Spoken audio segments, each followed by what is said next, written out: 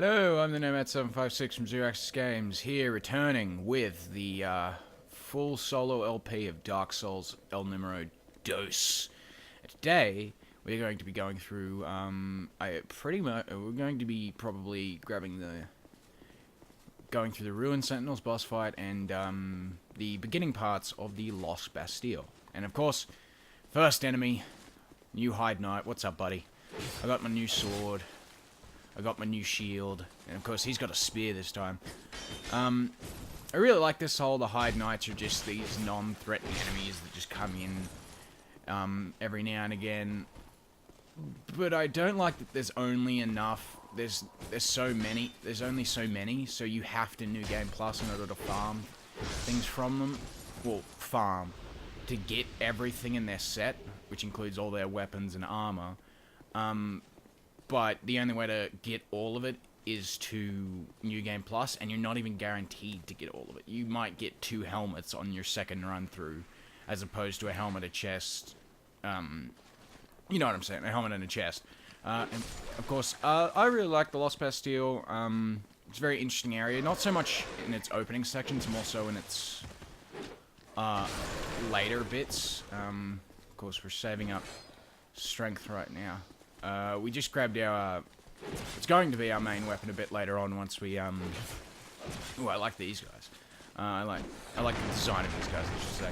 We're going to be, grabbing our main, what's going to be our main weapon a bit later on, once we get the strength set up a bit, which we should be able to do once we take on the boss. Of course, you can knock down these things, and, open up a pathway to, I think there's something half decent in here.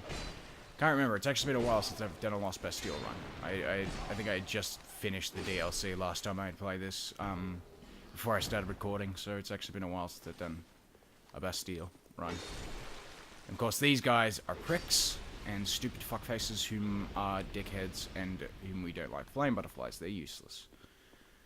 Flame butterflies are just the item that lets you light your torch, but it's useless because the torch isn't useful. That's locked until a later moment. Where was I? I really like the Lost Bastille because it does the same thing that Forest Fallen Giants does, in that it manages to be visually and gameplay-wise interesting. At least to me. Of course, a lot of people will disagree with that. In that it looks very cool. It's like this really cool big castle prison, sort of decrepit castle, this decrepit old prison look. And there's a lot of layers and verticality and a lot of cool stuff going on with it that I really enjoy. I don't like most of the enemies in this area, however. The boss isn't great. The enemies aren't great. Well, some of the enemies are great. The dogs aren't great, I should say. The dogs specifically are my least favorite enemy.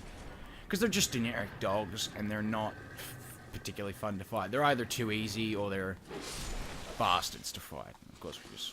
And in my case, they're too bloody easy. And this guy, come on, do the thing. Do the right thing. Damn it! Okay. We, of course, wanted him to break a wall, but we can come back and get him to do that a little bit later. These guys are cool. I really like this whole... I call them the Mummified Wardens, but I'm sure there's another official name for them. The Mummified Wardens are really cool because they're hollow, but they still sort of have the design is just generally good for one, and makes sort of sense given the area. We're sort of high up, so they're wearing big fur cloaks to keep warm. And I just like the idea of these guys have hollowed out, but they're still doing their job, and they're still really tough, even though they've hollowed out. Or even maybe they haven't hollowed out, maybe they're still smart enough to know that they're doing their job, but I just really like the design. Not so much the suicide dudes, who I haven't really got a name for, just suicide dudes. I call these guys the Mummified Wardens, but don't have a name for the I guess the Mummified Prisoners would probably be a better term. The Mummified Administrators, I'll call them. These guys are the Mummified Wardens, those guys are the Mummified... Oh, and we got lucky. Yay. I should probably heal. There isn't much really going on in these first few areas. The Lost Bastille really starts to shine a bit later on. Not right now, but we're going to grab an item. I really like this sort of stuff. Stuff that is sort of unconventional platforming sort of stuff. Even though the platforming in Dark Souls is complete garbage. I really do like sort of unconventional, like you have to get up on the railing to sort of be able to do things. And we meet Lucatiel for the second time. Pretty quickly, actually. What's going on, Lucatiel? You haven't changed a bit, have you? It's literally been 5 minutes since we last saw each other. Pretty much. Practically a half hour. The more madness I discover. Oh, well, yeah, it's pretty fucked, I know. A wretched place, indeed, but not without traces of its former glory. Yeah, that's really why I like this area. She just sort of, said why I like this area. Because it's still, like, impressive as all hell. Like, this whole area is super cool and impressive, and This is for you.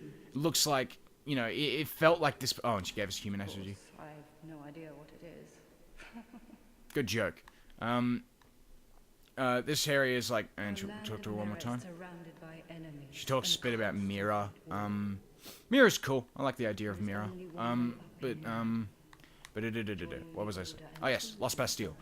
It's very epic. It's sort of, it's very much an awe-worthy place. Even in its degraded, shitty form, it's still huge and impressive and cool, and I like that. I like the idea that even after... It's the same with the Forest of Fallen Giants.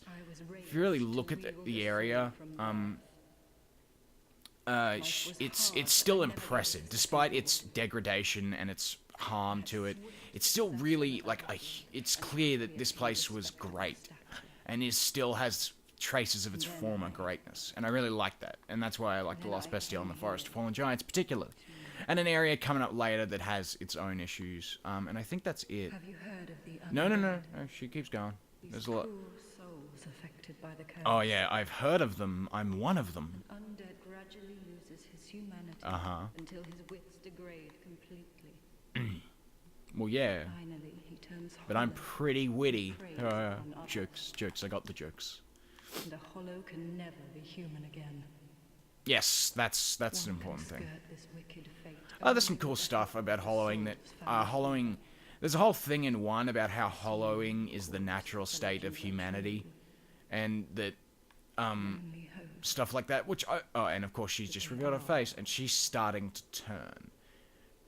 And that's cool. I'm sorry. And she'll just... The Yeah. burden you were talking This is what's cool about Lucatiel. There's a gradual change in her from human to hollow, and we sort of get to observe it.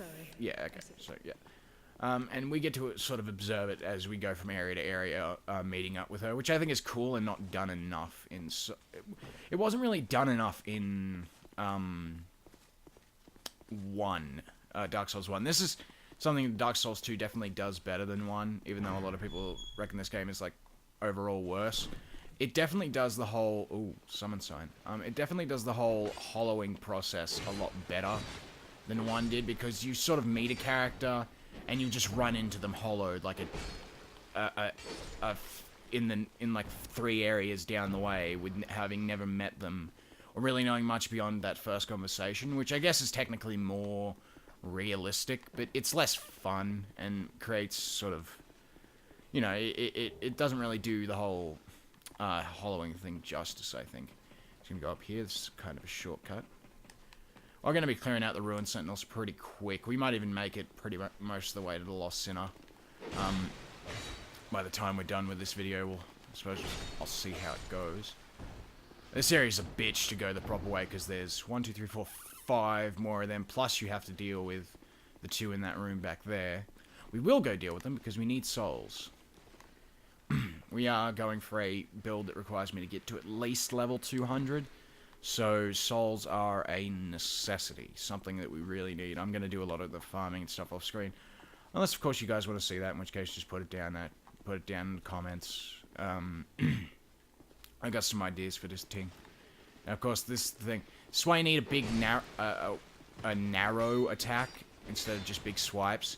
Because sometimes you run into a situation where there's a bunch of enemies in a narrow pathway, whether it's a walkway or a doorway, and the best way to fight them is one at a time through that narrow doorway. But if you swing, because if I swung, I would be hitting my weapon across the wall, and it's its durability would be going down. People are just, I think it's making up for that what happened in the first episode where they wouldn't hit the barrels. Fucking people are just hitting the shit out of the barrels. Royal Swordsman Glove, not great armor, but meh. Well, hit. And that opens this up.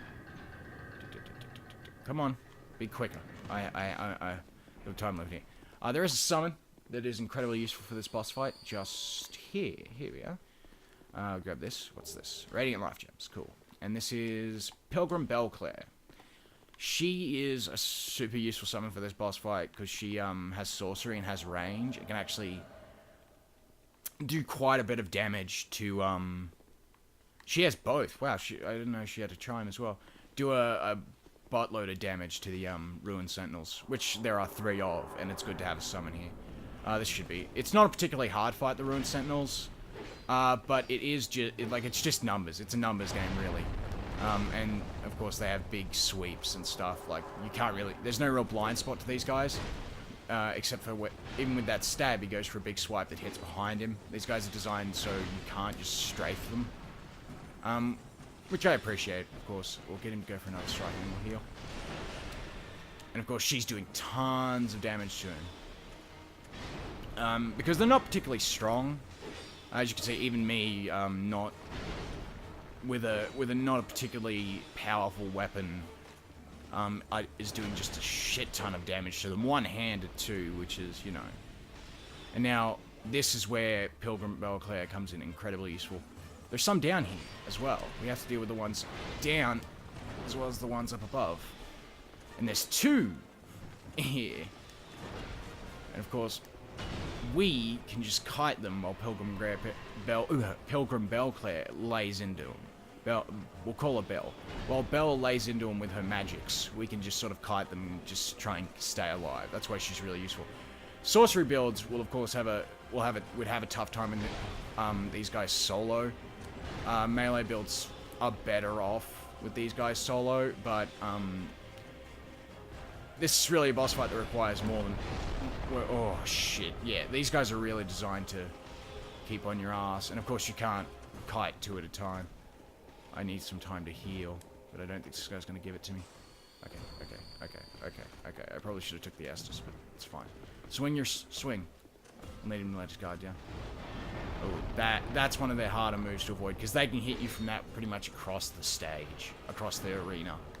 And you could end up... Like, if Belclair dies, it's going to become a lot harder, because she's keeping... Riche? I'm fighting Alessia. She's fighting Riche or... Rike? I don't know. She's keeping him busy. Or her, or whatever. Keeping the Ruined Sentinel busy.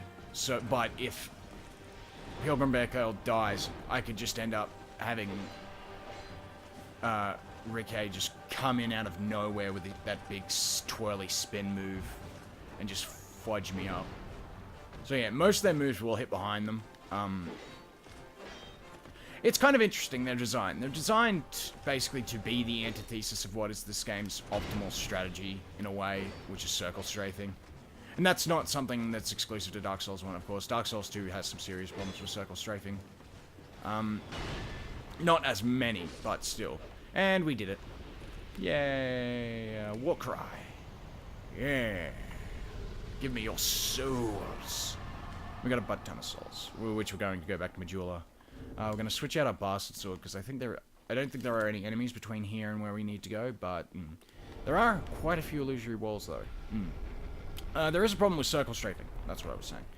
In Dark Souls in general, in that, you know, you can circle strafe a lot of enemies and get away with a lot that way. And the Ruined Sentinel seemed slightly designed to be an antithesis of that, because most of their moves hit behind. They have big sweeps. You know, they're an interesting design. Not particularly... They're just, you know, it goes back to the main problem this game has. Most of the enemies and bosses and stuff are just big dudes, and that's what the Ruined Sentinels are. Big dudes, or gals, I don't know. I mean, there was one called Alessia. But, just big people who have big swings and do a lot of damage. And that's not particularly fun to fight, and this one's easy to see. Wow, that's an issue and a half right there. That's a texture problem if ever there was one. Don't know if you can see this. I know I've been having resolution issues with the videos, but I will fix them when I get the chance. Of course, there's an item up here. Homeward bones. They're useful. We don't use them because there's an item you can get later that's just an infinite homeward bone. And there's even a miracle you can get, which is also pretty damn useful if you're going for a miracle build. And there's a chest in her. What's it got? What do we get? What do I get? Target shield. Useless. Yeah, so we're going to be going pretty much the Dragon Lake shield through most of this. We do have the other shield we're going to use, but we do not have the stats required to wield it because it is a great shield. And great shields, you know, I used to be very anti-great shield because I used to play Fashion Souls quite a bit, and I still do. And I still will, I want to make clear. For those who don't know, Fashion Souls is just a joke. It's like, you play the game to look good, not much else. You care more about looking good than stats and stuff. Rogue Ward is a spell restorative healing item. But yeah, the great shields are incredibly useful because they have very high stability, which means, watch out for him. Which means they don't use a lot of stamina. I think there's something in one of these. Where is it? Here it is. And it's Soul of a Nameless Soldier. We're gonna go cash our souls now. Break through the shit. Like this. And back to Major. What was I saying? Great shields. Right, they have high stability, so they take less stamina when you get hit. That's basically, long story short of it. And the shield I'm going to be using. I might be able to use it soon, actually. I'll just go into my inventory and check it out. The tower shield here, it has a 30 strength requirement. So we should be able to use that fairly soon. Cash all our souls, including the Ruined Sentinel soul, another boss soul we don't need to redeem for weapons or anything. You know, some people collect them. I prefer to...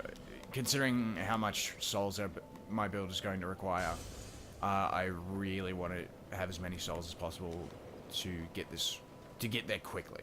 Because obviously it's level 200. However, so it's gonna be a while. We like upgrade our Estus Flask to start with, and now we have 6 Estus Flasks. Yeah. Oh, whoops. Yay. And then we'll level up. And we'll pump our strength stat. And now we can use the Greatsword and the Great Shield. So, I guess we'll pump Vit for now. Vit's our next priority to get it to the soft cap at 30. So we can carry heavier. Stuff. So, let's be prepared here. Ooh. Okay. Ooh, here it is. We're finally here. Greatsword. Tower Shield. Here we are. The fucking weapons we're going to be using through most of the rest of the game. And we still have a fairly fast roll, so that's good as well. And I think we can level up our Greatsword a bit more. Yes, she'd given me up for dead. Yes, we can. And we'll level up. And yeah, we have some large Titanite shards, so we can level it up even more. And now it does 300 straight damage, and I think... What's it scaling at? Yeah, you'll be around if I make it back. What's it scaling? Its scaling is A, and it goes to S by +8. When you get it to +10, which is the highest level up, the highest stat you can get it to, it will be S scaling, which is just godlike. And back to the Bastille, I suppose. We'll move on. Ooh. Servants' quarters. So yes, we'll be using this big swanging hunk of metal for most of our playthrough. And then we have to pump our strength, dex, and the one that does weight. I forgot it already. The one that does weight. Hold on. I'll look into it now. Best playthrough. Vit. Our strength, dex, and vit. We're going to be pumping those mainly. Where's the dog? There's a dog in here. I know he is. Where is he? There he is. How you doing, doggy? Now, you notice a few things about the sword. It swings big. It was a big swing. I'm not usually a fan of huge swords like this. But then I remember... Oh, I don't have any Ferrous Lockstones. That's going to become a little more important later to get us to probably what will be another boss in this video. I usually don't like the big slabs of metal swords that you wield one-handed. But because think of like Cloud from Final Fantasy VII, how he's swinging that big sword that's roughly as big as this. He's just swinging it like it's any old sword. I tend to not like that, and you'll actually notice there's a huge difference. Not necessarily in damage just yet. It will make more of a difference a bit later on. Just wreck shit. And we'll grab this item and human effigy. There'll be a massive, we'll be one-hitting quite a few enemies once we get this to +10. What was I gonna say? Cloud Stripe. How he swings, Cloud, like from Final Fantasy VII. How he swings that like it's like just a sword. I don't really like that. What I like about this one, though, I don't like when big swords like this are just swung like they're swords. What I like about this one is it's swung like it is what it is. It's a slab of metal, and it requires a fairly high strength stat to just use. So, it's really, I really like how it works, basically. I shouldn't be swinging around so much. I'm wasting durability in this weapon's durability is not great. Not that it's small. This weapon's durability is not necessarily small. It's just you're hitting walls, and the hitbox on the one-handed swing goes through the floor, so it counts as hitting a wall. So this weapon degrades in durability pretty quickly, actually. What's in here? Oh no. Are you okay? Whoops. What's the message? Fine work, skeleton. Indeed. Fine work. Open this up. Now this is probably my least favorite part of Lost Bastille is the next few rooms up to the next bonfire. Yeah. Open that up, and then what do we got? What do we got? Oh, this is gonna open up in a second. Because there's a lot of these dudes, like an insane amount of these dudes. But there is one thing good about what's coming up. One big problem with this sword. Oh no. One big problem with this sword, those dudes cause petrification, the ones with the yellow in their belly. One big problem with this sword is stamina. How much stamina it takes to swing it.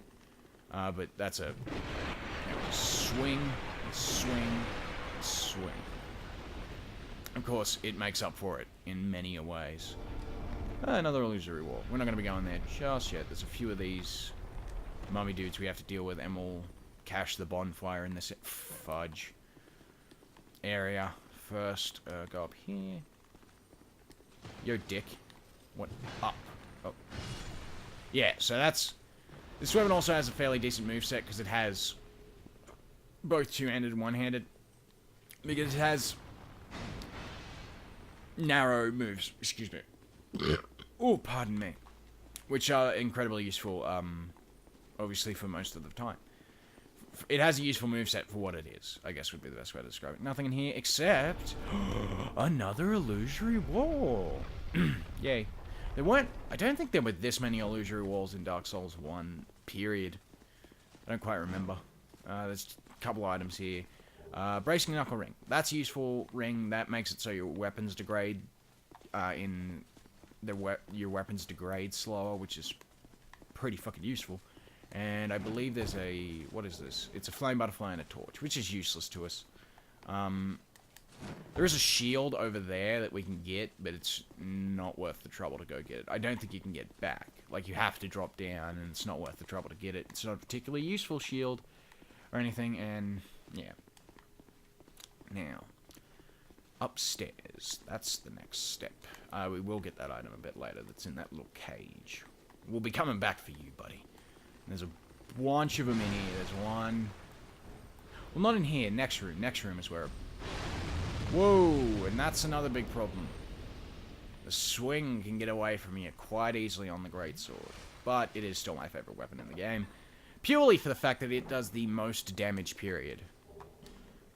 Skeptic Spice. That's a useful item. Skeptic Spice allows you to reduce the faith requirements for miracles. Which is... good. And simple, which is, makes faith builds more of a possibility, really. And there's also the, Simpleton Spice, which may come in handy for us later, which allows us to reduce the int requirements for sorcery. The intelligence requirements. And we'll open this up, and what do we get? Wilted Dusk Herb. That's a spell restorative item. Again, that's one of those items that'll come in handy way later, so it's good that we're getting them early, because then we can just sort of hoard them. We can get that item, but it is a bit dangerous. It is a bit of a tricky fall. Probably best if we Oh, actually, no, we can't yet, can we? Oh, Jesus, I forgot. So we actually can't, at this moment, swing. Oh, God.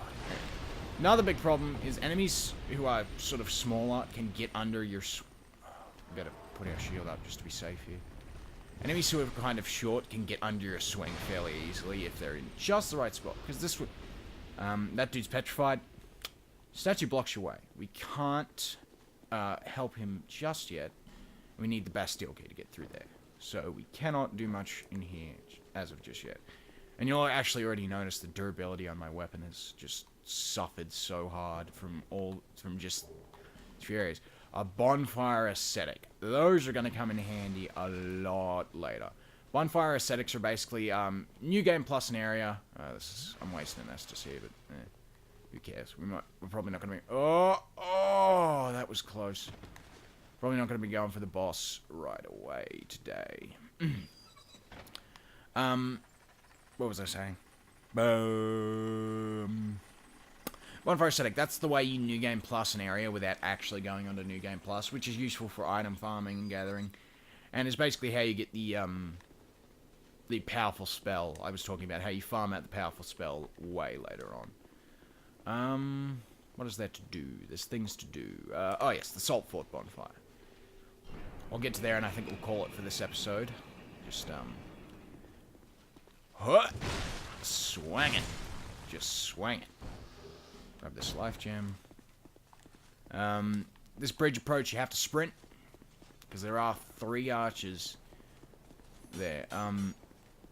You can, of course, just put your shield up and you'll probably be safe, but they will do quite a bit of damage if you don't. If you do take a hit, because I think 1 crossbow bolt will stagger you, and then the other 2 will hit you, and that'll do a lot of damage, obviously. We'll head up here.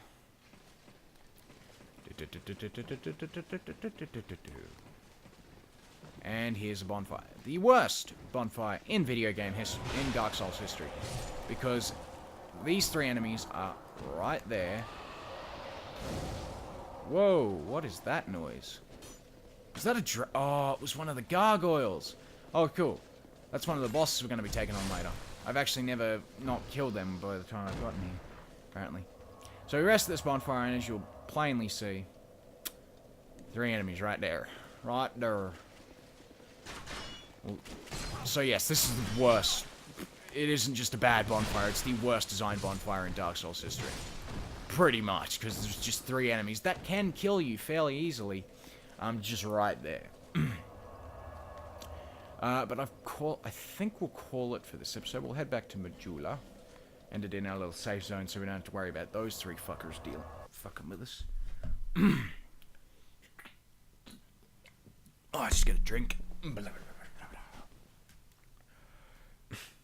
Yes, so we've got our main weapon, our main shield for what is the rest of the game. I'm gonna work on getting some armor and such for the next one. But for now, there's not much else. What else could I say? There's not much to go out on. We've pretty much done all we need to for this episode. I forget which episode number it is. It's either 6 or 7, 5 or 6. All depends. But I was the Nomad 756 with Zero Access Games. This was the Dark Souls 2 solo LP. See you in the next one. Hope you have a good one.